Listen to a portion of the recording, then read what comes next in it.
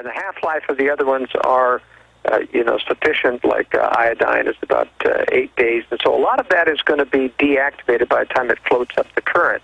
But nevertheless, the fish, that eat that stuff, we're going to still see some higher levels in Japanese. I wouldn't be buying any sushi in the future. And I'd be careful that we monitor the Pacific salmon, which is our richest crop coming out of Alaska, as well as, actually about 3/4 of all of our best fish in the West Coast comes from Alaskan waters, and we've got to watch that. Well, I respect your views, and I hope you're right on all of this, but it's a dire situation, but a little less worse in my mind after talking to you. Let's shift gears, though. Why have you been focused for so long on the nuclear threat, on strategic relocation? Was it because you noticed a leech getting prepared a long time ago? We're about to go to break, but give us a synopsis ahead of going into more detail on strategic relocation. Well, my concern, of course, is strategic relocation is the major threat to all of us is population density. I mean, look at what's happened. I can still get the products that I eat out here in areas which don't have high population densities, but anybody trying to get potassium iodide or radiation detectors or anything in the survival preparedness community, even food in a major metropolis like the Los Angeles area, or even Austin, Texas, where you are, is just out of luck. Massive densities of people is your biggest threat because in any crisis, it simply strips the supply clean within a day, and you're stuck. So many people panicking. I just want to mention, too, even though you should be trying to get potassium iodide stockpiled, don't be taking it now. Absolutely. You're wasting it. In other words, save it for a time when there actually is radiation in the air. And as I tried to tell in my World Affairs brief a couple of weeks ago, remember, just keep it from getting ingested into your lungs. Wear a mask. Have a respirator. It doesn't even have to be a gas mask. Just one of these paint respirators that's $30 from Home Depot is sufficient to stop any of that to getting into your lungs. Don't make sure you use filtered water. Get a big Berkey. And make sure that you don't ingest it, and then it's not as dangerous and not a problem. But the bottom line is, you get 37 million people in Tokyo, 30+ million Mexico City, 10 million Los Angeles metro, 14 million New York metro. All of this going on, human populations themselves are a bomb. A few weeks after one of these disasters, because even in Japan, they're very well behaved and ordered, they're running out of food, they're running out of water, people are starting to get angry. And so let's talk about the real threats, what we're facing, strategic relocation. Your presentation begins, and I'm going to give you the floor pretty much on the other side. Short segment coming up, then an 18-minute segment. We'll go a little bit into overdrive today with Joel Skousen to have time to finish this. Do you understand how dark it is? How far down the line we are? How late it is? Okay, this is just something a little experimental for radio and TV. We're going to do a slideshow presentation, PowerPoint. A lot of what's covered in the book, Strategic Relocation, North American Guide to Safe Places, but Joel will be describing it for radio listeners as well. But I do suggest you get this incredible color book with all the maps and diagrams and documents. He's done an incredible research. And then later, towards the end of the hour, we'll talk about, in just a general scope, some of the foreign areas in the world from his research of nuclear war threats and other disaster threats, the safest places to live. But the overall driving issue is don't live in a big city. Joel Skousen, this is a short segment, but please begin your presentation. You have the floor. Well, thanks, Alex. Let's first of all switch from the cover to the main question of what do we mean by strategic relocation.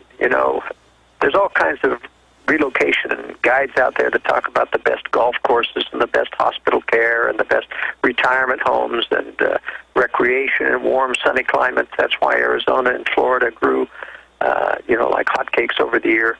But unlike all these other books, this guide not only teaches you or does not teach you where to buy the best home and the best school districts and, where the best shopping is. Strategic relocation was specifically written to help people like Alex Jones listeners to make assessments about strategic safety of the places that they live in the long term.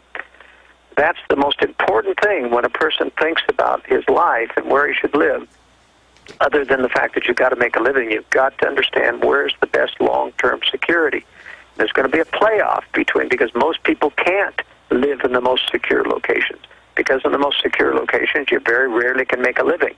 And that's one of the reasons why, when people ask me, they call me up all the time, well, tell me where the safe place is. And I tell them, there is no exactly safe place. because most of the time you can't make a living in a safe place. And so there's lots of these things. That's why this is a complex subject. I take people through all of these things. And we have these illusions of peace and prosperity, even despite, foreign wars going on to Americans. Most of this is way, way far away. It's not going to touch us. I'm here to say that it's going to touch us someday, and it's going to start touching us now, especially economically. The economic foundations of the U.S. and the world are all based upon fiat money, and they're crumbling. The bailouts and more debt, whether in Europe or the United States, merely postpone the inevitable default. They do not stop it. I'm convinced it cannot be stopped, in fact. Default through collapse or through war is inevitable, in my opinion. Now, I think they'll choose war before collapse and use it as an excuse to start over with the world currency and a new debt cycle.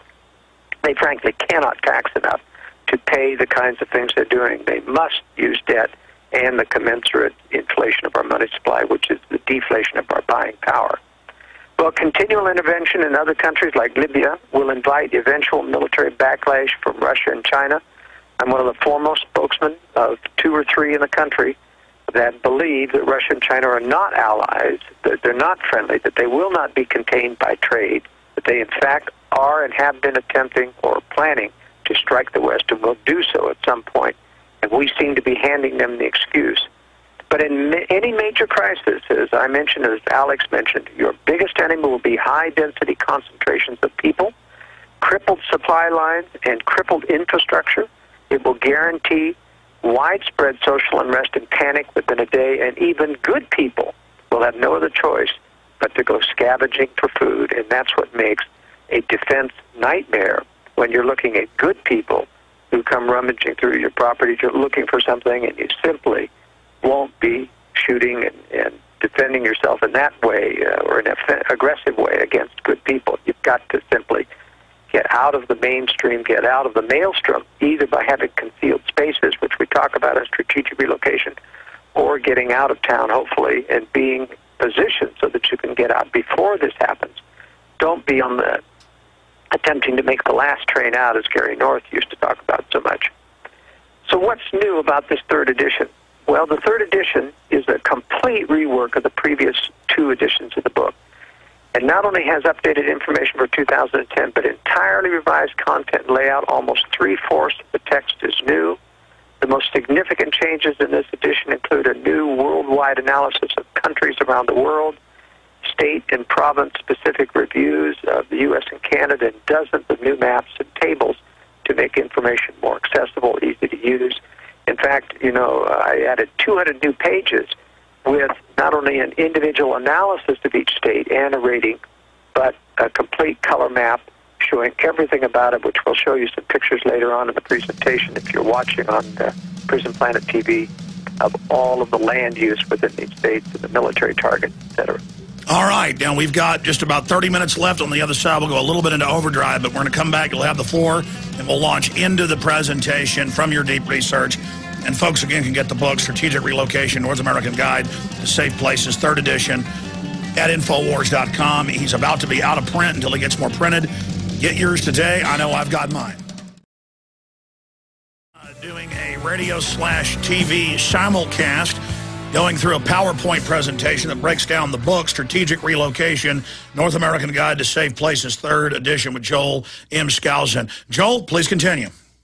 Well, there are 4 major sections to this book. Selecting a safe country is the first section. That's a new section where we actually, just by popular demand, people keep calling me, I've got to get out of here because of all the threats to America, and I want to go to a safe place, and I'll discuss that in a minute. Section 2 is analysis of North America. Section 3, strategies for security. And North America is Canada, and the United States is what I concentrate on. That's where most of our audience is, and most of my study and work has been in designing safe homes around North America. Number 3, Section 3, strategies for security and relocation. One of the most important sections, what makes this different than anybody else's analysis, is the fact that there is no real safe place for everyone. And every place has some compromise. Every place has some down things, and so there's a tremendous amount of compromise, modification, contingency planning, 2 or 3 steps that you've got to do to prepare yourself. And I cover this very interesting subject in that whole section. And then the fourth section is where you wrap it all together and make your choices of state and regional analysis, where I go through region by region and show the strong points and the weak points of various regions.